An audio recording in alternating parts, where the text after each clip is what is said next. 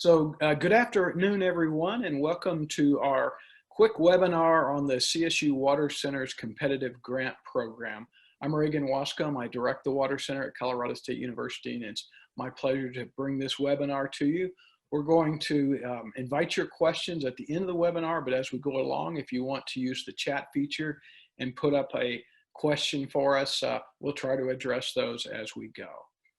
So as I just mentioned, this is our competitive grant program. We're trying to do a webinar this time to give folks more information so that they can write better proposals. That's the idea, and to answer your questions ahead of time. So myself, Julie Kallenberger, Jeff Niemann, Yoichiro Kanno, Sara Rathburn will each be just taking a few minutes to give you a little bit of perspective on how to move forward on these grants. This will be recorded and it will be posted up on the Water Center website for your colleagues and others to refer to as we go. So next slide, Julie.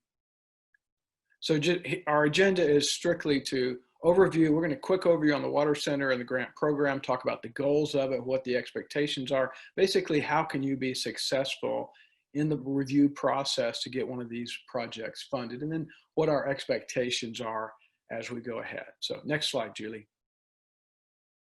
Okay, so just very briefly, the Colorado Water Center at Colorado State University, we've been at the university since 1965. We're part of a network of university water centers. There's 54 of these around the nation, and we do research, and then we try to take that research out and extend the results to where it can have impact.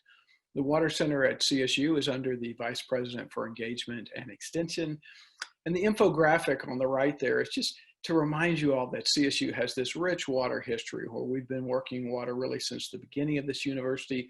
Our faculty have worked on all continents. Right now you can see we have a number of degrees, major, undergraduate, minors, campus organizations. So Colorado State University remains a really rich and vibrant place in which to engage in water scholarship, research, teaching, and outreach. Next slide, Julie. So just very briefly, our mission at the Water Center is to foster interdisciplinary water-related research, teaching, and outreach. And that's the purpose of this grant program. We want to use these funds to seed projects that bring together new teams, bring together the possibility of going after bigger and better grants, and also just to foster good ideas coming forward and folks working on those. So we see this very much as a catalyst opportunity to seed faculty, to work with new colleagues, new students, and new ideas. And so that is our purpose. And with that, what we'll do is, Julie, I'm going to turn it over to you to talk about the specifics of the grant program at this time. So go ahead, Julie. Great. Good afternoon, everyone. So I will be providing a very high-level overview of the grant program, and we'll save any specific questions that you may have till the Q&A portion a little later in the hour. So as Reagan mentioned, this grant program was really developed to help create interdisciplinary research and scholarship at CSU. The program was launched in 2013 when the center received some support from CSU Central Administration. And part of the development of that program was this specific grant program that focuses on research, scholarship, education, and outreach activities.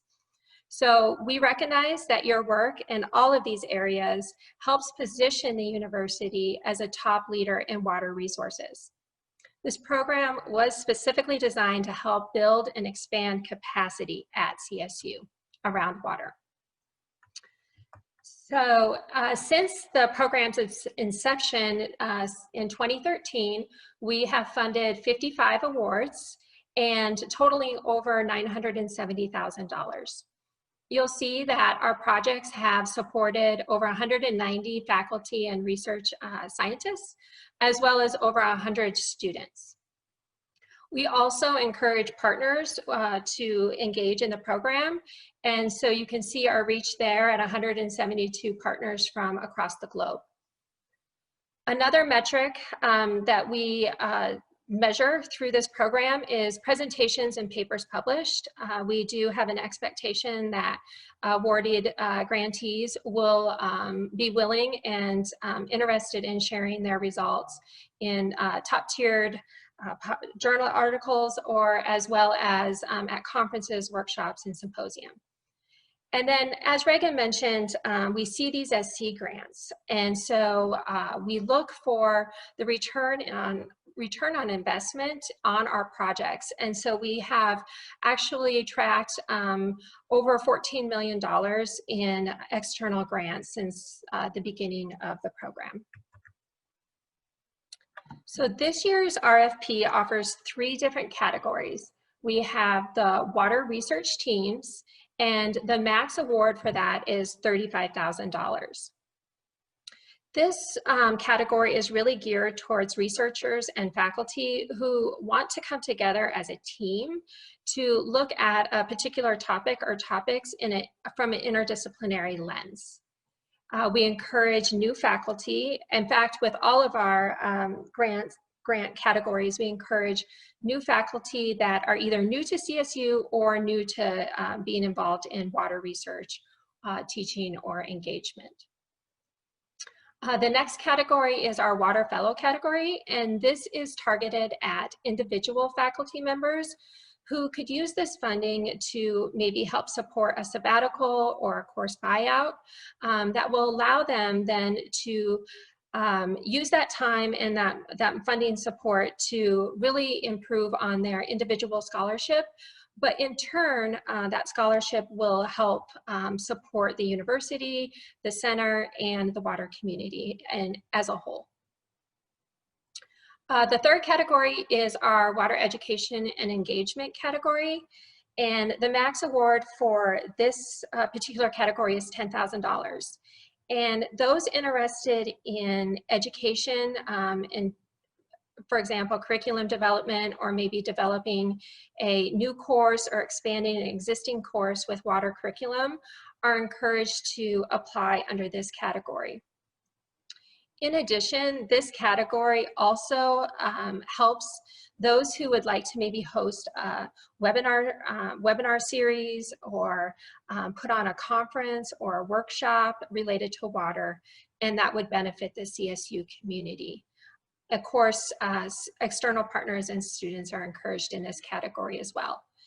And then I'll also add as another suggestion, because it's come up in the past, that to elevate CSU's presence at international conferences, for example, the World Water Forum, you can use this funding to perhaps organize a delegate to attend and to represent the center, the university at that particular event. So the application process. So the deadline for applications is midnight on Sunday, January 10th, 2021.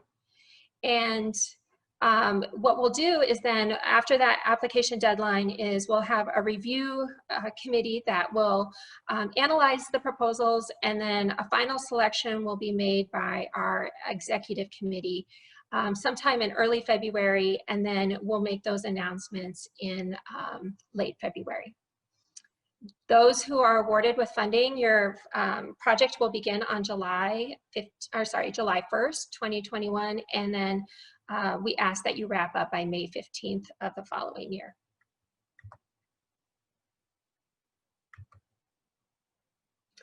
So this link here will be important for you to note. What you'll find here is the full RFP with all the requirements, as well as an application guide that was developed for individuals and teams to work together ahead of submitting your application through our online platform called Smarter Select. So this guide is really developed to help you gather all that information ahead of time, so that when you go into Smarter Select and create your account and hit the submit button, that you're ready to go and everything's in place by the deadline of January 10th. And then also at this link, you can learn more about the projects that we've previously funded. And what we do is we have our Colorado Water newsletter, which I'm sure many of you are familiar with. We do dedicate a special issue each year that we ask our awardees to submit an article to. And so those are available online at that link, so you can learn more about the projects that we've previously funded. I will quickly note, though, that if you are interested in the engagement and education category, last year that was a new category, and so those two projects have not been published yet in Colorado Water, but we expect to have that up later in December. So concerning eligibility, the PI of the grant must be a current CSU faculty member or staff researcher. And we encourage previous applicants and previous awardees to apply. Both are eligible, as long as if you're a previous applicant, you have met all the reporting requirements of the center. If you have any questions, please just reach out and we can let you know. And then I'll just note that we ask that PIs who are interested in applying, and co-PIs really too, that you intend to stay at the university for the entire duration. We've had some changeover in projects. And so if you are expected to not be at the university the entire time, we ask that you reconsider who you list as the PI so that we can have consistency. But if something arises throughout the academic year, please just let us know and we can work with you. So just to recap, or to reiterate, I should say, that we invite proposals from all disciplines. This is really an interdisciplinary endeavor, and so we hope that those of you from the social sciences and the human sciences will apply, as well as those from the biological and natural sciences and engineering.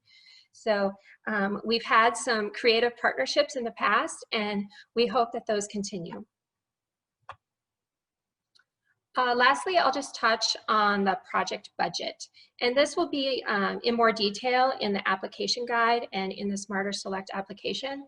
But in general, the funds can be used for CSU faculty, staff, and student salary, including summer salary. However, we do get a question a lot on supplemental pay, which we cannot, which we don't allow as part of this grant program. And what that means is if you are already funded at 100%, you cannot receive funding beyond 100% through this program. So if you have questions about that, just reach out. We can definitely help you with determining that.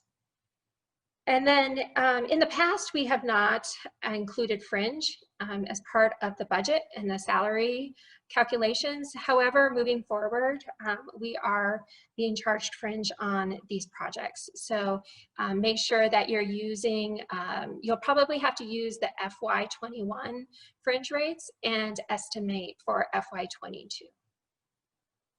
You can also include travel and conference expenses, instructional and training materials, equipment up to $5,000, and then, of course, just any additional expenses related to your research. So for example, if you're planning a survey, you'll want to make sure that you incorporate costs that are related to mailing and or online platforms, field supplies, lab supplies. Another expense that we've been asked about in the past is if we can include publication costs for your subsequent publications, and that can be included as well. So we are open to having you include anything that's really related to the expenses of the project. So as of right now, I will pass it over to Jeff Niemann, our esteemed CSU Executive Committee member for the last few years, who has graciously agreed to chair this year's Proposal Review Committee. Thanks, Jeff. Sure. So my name's Jeff Niemann. I am a professor in the Department of Civil and Environmental Engineering, if we haven't met. And as Julie said, I will be chairing the review committee this year. The review committee in general will represent a broad range of disciplines across the university. We expect to have representatives from agricultural sciences, liberal arts, the Water Resources Archive, the School for Global Environmental Sustainability, and the Warner College of Natural Resources. Next slide, please. So as Julie mentioned, the job of the review committee is to review all of the proposals and to rate them, and then the formal decision or selection about the projects is made by the Colorado Water Center Executive Committee. So as we're going through the proposals and reviewing them, this slide indicates some of the criteria we'll be looking at. So of course, in the proposal, you will want to demonstrate a clear need for the research, as well as how the research will impact the broader water community. The project should support the Colorado Water Center mission and its purpose, which you just heard about. Obviously, we want to support innovative and significant research and scholarship, so that will be part of the selection criteria.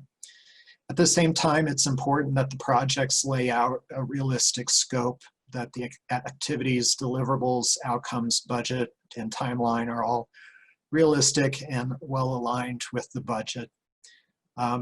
As Julie mentioned, one of the goals of this whole research program is to foster external grant writing and to bring in external funding to the university. So it's helpful if proposals can identify potential sources of external funding that would be sought if the grant from the Colorado Water Center was received. And of course, just the overall writing and organization of the proposal is inevitably part of the selection process, because it's needed to convey all the other aspects that are being rated. Next slide, please. Other selection criteria, collaboration across disciplines is important. We feel that interdisciplinary research is where a lot of the active and interesting topics are these days. So we really want to see people reaching outside of traditional disciplines, and that's particularly important for the research team category. We also like to see engagement with the broader CSU water community, as well as external partners around the state of Colorado and beyond.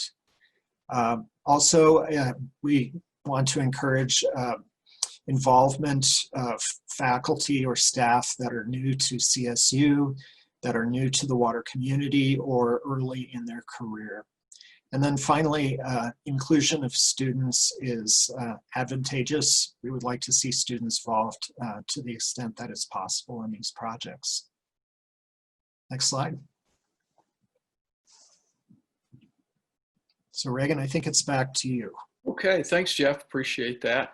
So just a reminder to all, obviously when you write your proposal, you're going to have objectives and outcomes and deliverables that you specify in the proposal. And certainly we want you to achieve those. It's not uncommon for these projects to change as they go along, and we have to rescope some of these. But what we are, I guess you would say, somewhat adamant about is that we receive certain deliverables so that we can make sure that the projects are on schedule, on time, and getting the work done. So we look for a mid-year report and then a year-end report.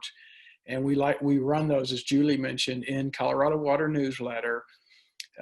We also summarize those in our annual report. And then there are occasions where we'll reach out to a grantee and ask them, hey, would you come and present your project to this group of stakeholders or this group of faculty? So we also want to hear about what your plans are for taking the project forward. And we'd like to hear back. If you've published papers or gotten, if you've received further funding, we like to know that so we can keep track of how well these projects are doing. So the main deliverable, of course, is the year-end report that summarizes the work that you've done. Next slide, please, Julie. Okay, and with that, we'll hear your questions in just a few minutes, but we have two faculty members who have received funding relatively recently that we thought we would bring on and have them just say a word about their projects so you can get a sense of what those look like. Our first one is Dr. Yoichiro Kanno, who is an assistant professor in the Department of Fish, Wildlife, and Conservation Biology. Yoichiro, can we hear from you, please? Yes. Can you hear me? Yes. Okay. Yeah. Thanks for having me today. So I can only share my own experience, but I have been able to successfully receive 2 water fellowships in the past 3 years. So I'll probably talk about my experience with those. So the first one in 2018, that was I was able to submit even prior to my official start date at CSU. Reagan was very kind enough to get me going. And with this project, it's a fairly kind of vague title. You see stream fish conservation in extreme habitats. And I actually proposed 3 projects in that application because, as I said, I was just starting. But then if you think about extreme habitats, there are a couple in Colorado, the high elevation subalpine streams and also the far eastern plain stream. And I also had a project in Japan where we looked at extreme habitat fragmentation in the headwaters. So it was actually, I was kind of surprised that I was able to fund my international travel to Japan using a portion of this fellowship. And that was my first year. And my second one in 2020, I also applied again to study invasive brook trout in our own basin in the upper Poudre River. And this year, the second try, I actually asked for why I was successful. So I asked for some feedback from the committee. And then I think, looking back at the feedback, the 2 things kind of stood out. The first one was the leveraging existing funding. And I think Reagan and Jeff mentioned that you have to have a plan for potential future funding. But then I had a funding from National Fish and Wildlife Foundation in place. And I said that, if we could get the funding from the Colorado Water Center, we could do more. And that was received positively. The second thing that was mentioned was that I had a plan to, this was a project for my MS student. It was a major chapter of her thesis.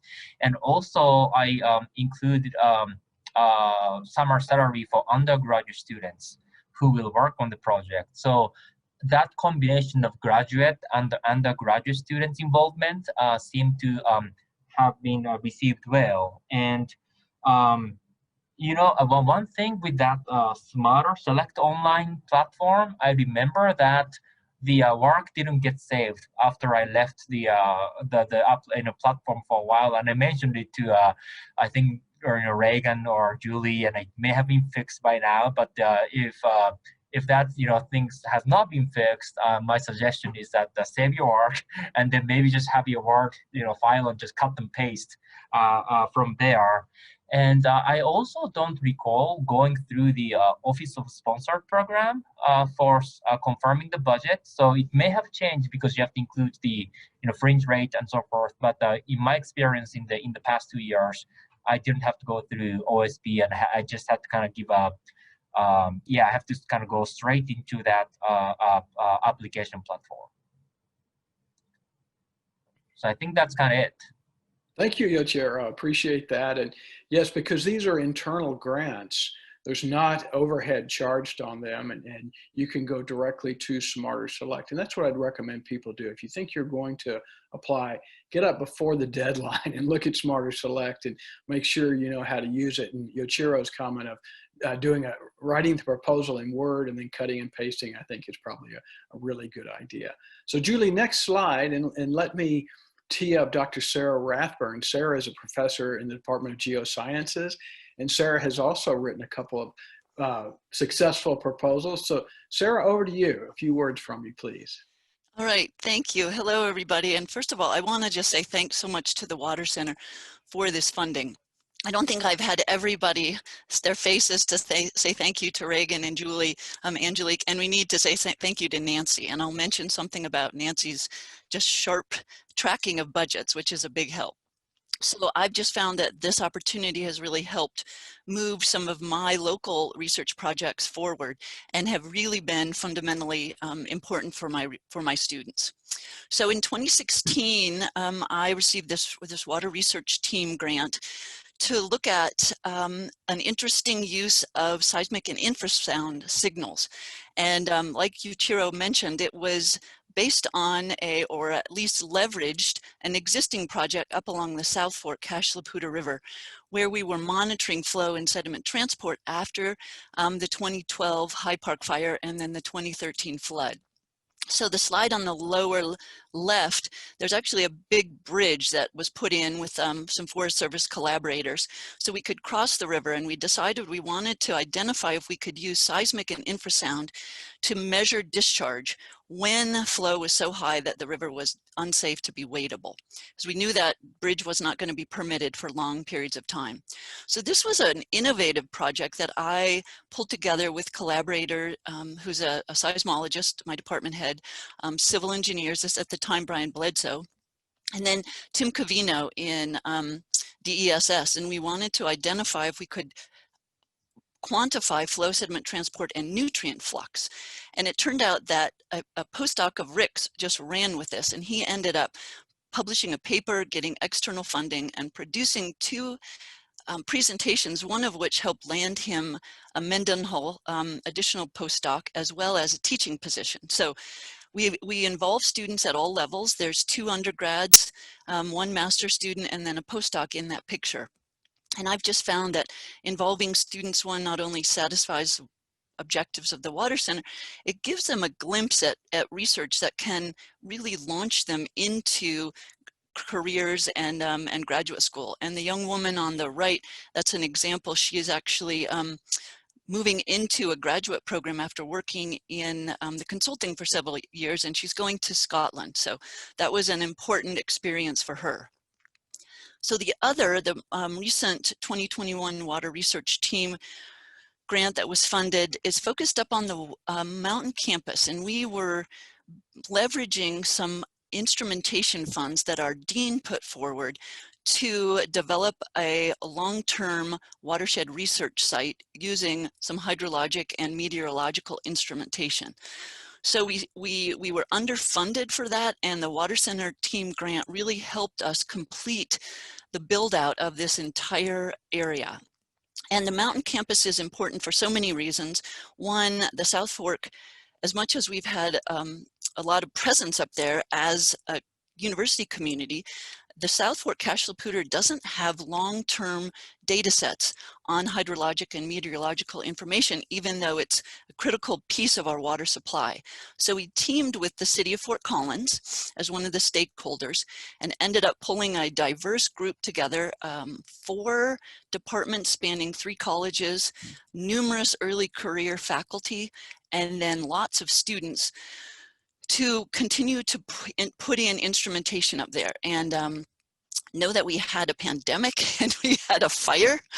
And so the original plan was changed considerably, but we got a lot done in spite of that. The center photo shows us taking the equipment out after we got permission with some, from the lead of the firefighters, and we had to chip much of the instrumentation out of the river because it had frozen over, but we got everything out safely. We were also able to capture drone imagery. That's the photo on the right, laying out targets. So we've got a really high resolution DEM of the mountain campus topography that's going to then directly feed into education of our natural resources students. We have about 275 students who take courses up there every summer, except this last summer. So we're collecting these data sets where they can analyze and manipulate and interpret based on some state-of-the-art data collection. So I should have asked why these were successful. The insight that Yoichiro got was really good. My personal approach was to very carefully follow the RFP. I really like how the RFP sets out the criteria. It's very clear. I even use headers to address all the elements of evaluation. As a person who has helped review various proposals in different capacities, I find that really facilitates the review. You can go right to that header and you see how it's addressed and it satisfies the criteria of evaluation. The realistic piece is really important, that was mentioned, and trying to do this in a year, and this is tracked very closely. The money has to be spent.